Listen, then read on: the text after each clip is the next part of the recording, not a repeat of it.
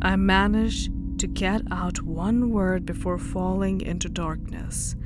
It was a plea to anyone or anything. "Help," I croaked breathlessly.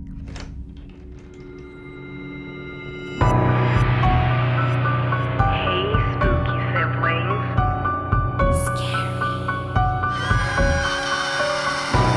Monsters are real. Ghosts are real too. They live inside us. Hey, spooky siblings. Welcome back to Scary Mondays. My name is Red. And I'm Polty. And this is Left on Red. Imagine your bestie gets replaced by a doppelganger. And not just any replaceable human bestie, but your precious fur baby. That's what we'll explore in this story by Cesly, 1987. Take it away, Red. Jet took his place atop my Xbox like he always did. I thought I had broken him of this in the past. His fluffy, fat body would clog the cooling vents, making my Xbox overheat and shut off. But he stood atop the struggling console, staring back at me with his unblinking feline gaze. Any other time, this would be slightly annoying, but I had a growing suspicion this cat was not my cat. A lot of people will say I'm just being paranoid. All cats act this way. They all have a screw loose, but they don't know my Jet. I found Jet 4 years ago at the city park. He and his brother had been abandoned. 2 little kittens meowing and shivering in the cold. With my mother's permission, I brought both of them back to my house. I had just gotten out of an ugly divorce and was living with my mother until I got back on my feet. I knew my mother had a soft spot for all things fluffy, so it wasn't a big deal to adopt them. She was newly widowed, so we both welcomed more companionship. Jet was pure black and his brother Spike was a gray tabby. They were named after anime characters by my nerd self. Ooh, a person of culture. Now I want 2 ghost pets named Sakura and Kiro. My mom just went with it or was unaware of it. Spike, like his namesake, was rambunctious and always getting into trouble. Jet, though, was always timid and preferred to let his brother explore the world for him. They both grew to be large cats, Jet bigger than his brother, which made it all the more comical that Jet was the wimp of the 2. I lived with my mother for another 1.5 years. At first, Spike was my favorite. His curious nature and friendly personality made it impossible not to like him. Jet was the opposite. For 3 months after bringing him home, he would, without fail, freak out and run from me every time I came back from work. He would hide underneath the couch and stare at me like I was a complete stranger. I finally broke him of his annoying behavior. Something must have finally flipped in his head, and he realized I wasn't going to cook and eat him. But instead of just acting normal around me, he decided to go full clinger and stand me. Everywhere I went, he had to be with me. Going to the restroom would cause him to meow nonstop while bumping himself against the door. Long story short, when I moved out to live on my own again, he had to come. Mom believed he would have a nervous breakdown from separation anxiety if I left him. He was my fluffy, needy, tiny panther roommate. My apartment was relatively big for just me and Jet. I went for a 2-bedroom when all I needed was one. But if I was going to be living alone again at 30, I wouldn't live all cramped up like I did in my 20s. So the extra room was an office, yoga, cat jungle gym room. I splurged on the multi-layered cat tree, even though he rarely was on it. He was always on me. But he was strictly an inside cat, and I left him alone a lot when I was at work, so I like to believe he used it when I was gone. I had gotten a 9-to-5 getting paid pretty well as a receptionist at a high-end medical clinic. I was beginning to enjoy my financial stability, my new car, being single, and basking in the light at the end of the divorce tunnel. Jet, Netflix, and Xbox was the only thing I needed at the time. But then something terrible happened. I came home from work to find my apartment door wide open. My neighbor from across the hall was standing by the door waiting on me. She was holding her shivering dog in her arms, a Shih Tzu, I believe. "Oh, Glory! I'm so glad you're back," she exclaimed dramatically as she swooshed around in her robes to face me, her multiple bracelets and necklaces clattering. "Oh, girl, somebody broke into our apartments." I dropped my purse by the doorstep and looked inside, a little dumbstruck on how to proceed. Good thing my neighbor continued her story after her purposeful dramatic pause. "I called the cops already, dear. They have already been by. They told me you can contact them if you find anything missing." I turned to her, Ella, I think her name was, and asked, "How long ago was this?" "About an hour and a half. The cops left about 30 minutes ago. They left me a card with lead officer's information." I walked in and began looking around. I waited for Ella to follow. She continued. "I was laying down from a headache, waiting for Frank to return from work. Usually I'm at church for choir practice and Max doesn't get home until after you.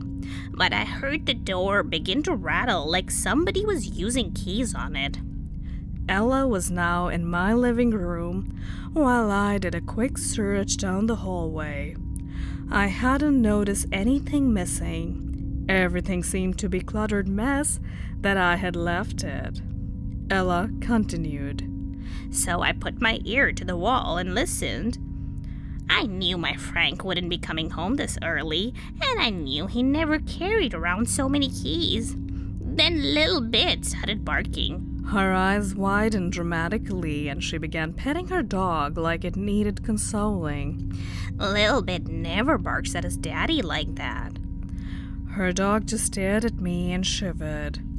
In my experience with a neighbor dog, he barked at everything and anything. He barked at night. He barked during the day. He barked every time I walked down the hallway. But maybe his bark was different this time. Maybe that's what Ella was trying to express. Different than its normal, insistent yapping. I could see Ella was performing another dramatic pause, waiting for me to contribute. "He sounded different, like scared," I offered. "Yes." She jumped. "So I grabbed my .45. Ella moved her robe aside to show me a large silver handgun sticking out her pajama pants. Holy crap! Packing heat. Ella continued. I said, 'Who's there?' And I heard the door slam and keys jingling away. Lil Bit was barking furiously, so I scooped a bit and opened the door. She performed another pause. Nobody there, but your door was wide open. I felt so confused and a little violated. I just turned circles in my living room trying to see if my brain noticed anything out of place. Wait, where was Jet? Wait, Jet wasn't your first thought? Totally judging. Jet. Oh no, Jet! I darted to my couch and looked underneath it. Nothing. I frantically called his name again as I ran to my room to check under my bed. He wasn't anywhere. I ran back into the hallway in a panic. I felt like I was going to hyperventilate. Who would want to steal my cat? No, that idea did not make any sense. Nobody was stealing cats. Somebody just broke in and Jet ran away like the big wuss he was. But usually he just hid under my bed when frightened. Why did he run out? I felt tears begin to swell in my eyes. It was just too much. The violation of my privacy. The thought of a stranger digging through my few remaining belongings. Now my cat was missing, either stolen or running scared around the neighborhood. He must be so scared. Before I realized it, Ella was at my side, comforting me. She must have seen my breakdown incoming. She led me to sit on the couch as I began to sniffle. We sat and talked for a while. She helped me calm down and come up with a game plan. She let me hold her dog as consolation. That's when I realized I liked my new neighbor.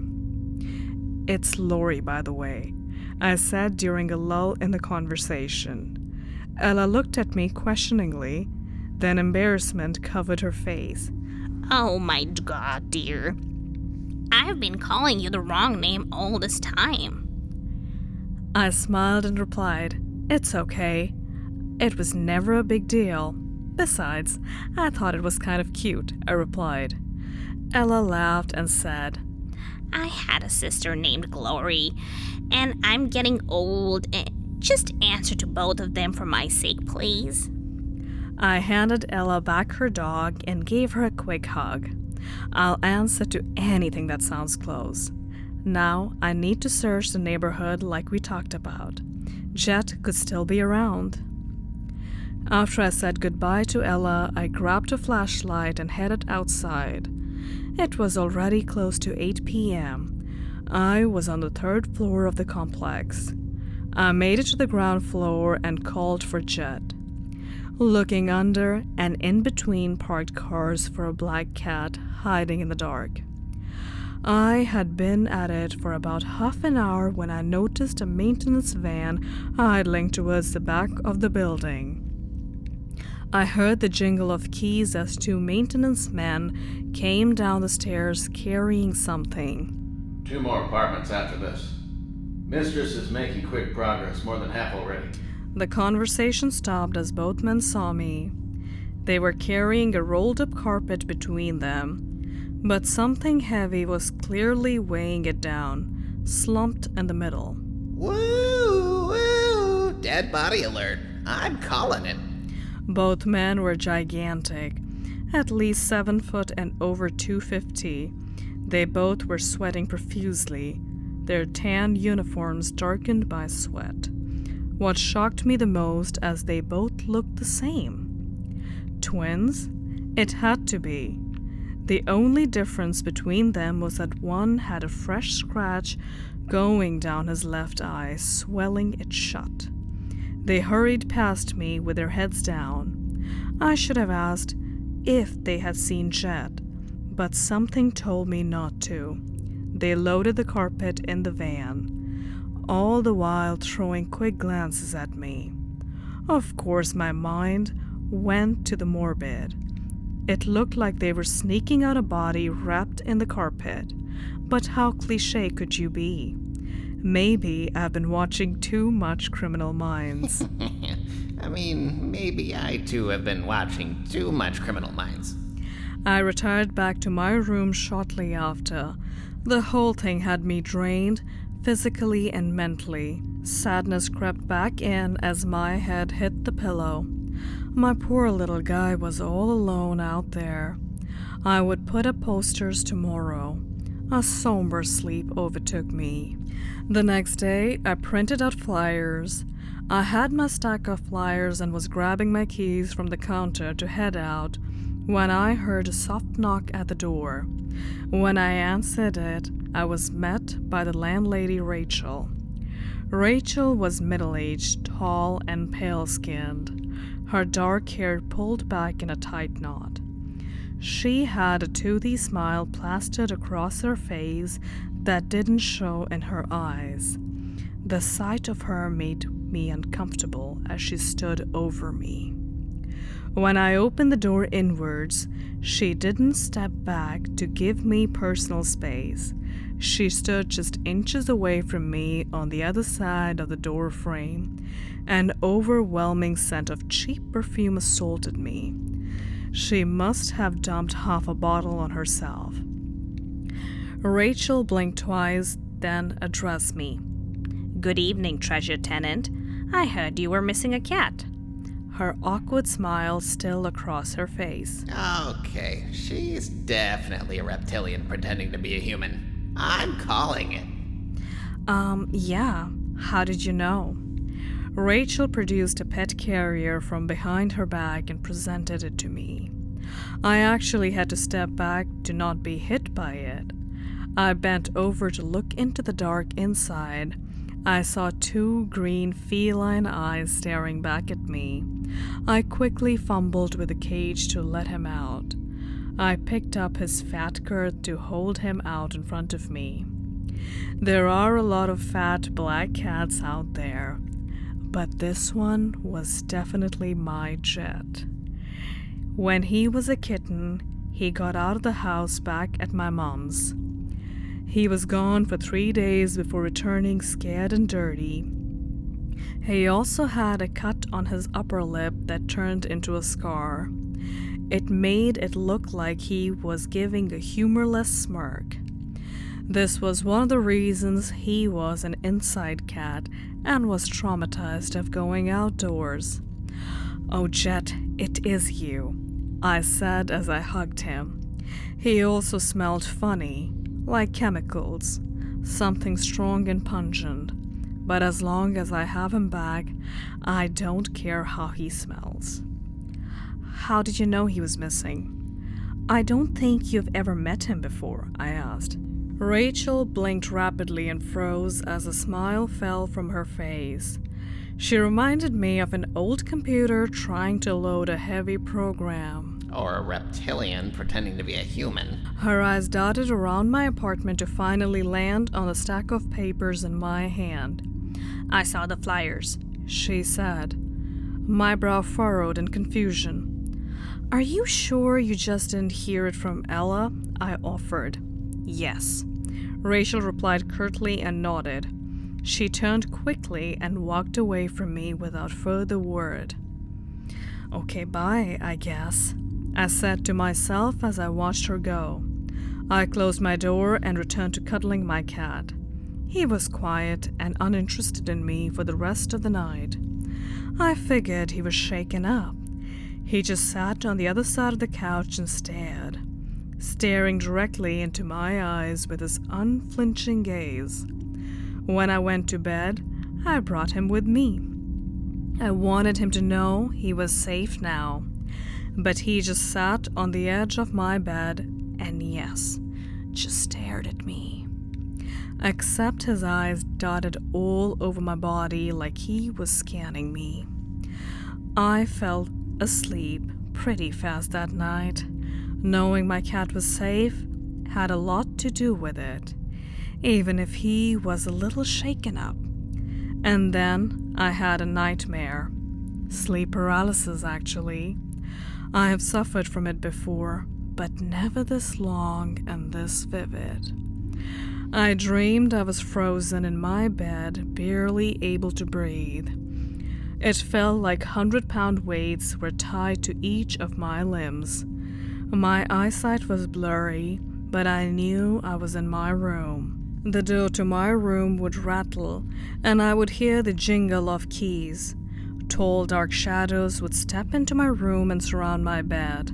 It was at least 5 or 6 of them, I would begin to hear soft chanting and my body would get the sensation akin to when one of your limbs fell asleep. Then Jet would walk up my legs to stand on my chest. He would bend down to look directly into my eyes, except they weren't green cat eyes, but blue human eyes. My eyes. The chanting would grow louder and Jet would put his mouth close to my mouth. I could feel the tickle of his whiskers on my lips. I would begin to panic as I felt my breath leave my lungs. I would try to thrash and get up, but my body would remain frozen. The corners of my vision would begin to fade from lack of oxygen. I managed to get out one word before falling into darkness. It was a plea to anyone or anything. "Help," I croaked breathlessly. My vision faded to black. Right before the dream ended, I heard a voice come from Jet. My voice. "Help," it mimicked. Uh-oh, your cat is not your cat. Will Lori survive? Or will the feline reptilians and robots successfully team up to overthrow humans? Find out on this week's Wicked Wednesday. And that was Scary Monday. My name is Red, and this is Left on Red. If you like this video, don't forget to like and subscribe, and press the bell notification button so that you get notified every time Polty and I upload a new video. Until next time.